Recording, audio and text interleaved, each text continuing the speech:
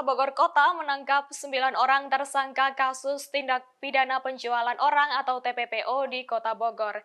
Adapun 9 orang tersangka tersebut diringkus usai terlibat kasus prostitusi online di Kota Bogor.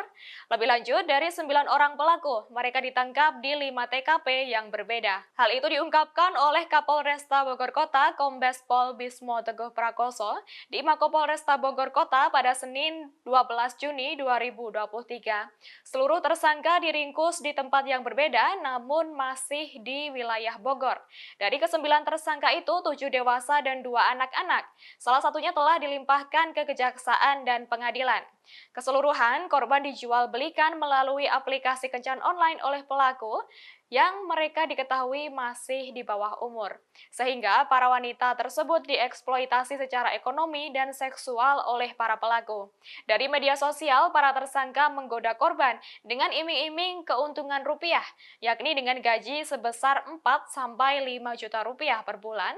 Meski begitu, atas perbuatannya semua tersangka harus bertanggung jawab. Para pelaku kini dijerat pasal Undang-Undang Perlindungan Anak dan TPPO. Mereka terancam pidana 3 tahun dan paling lama 15 tahun penjara.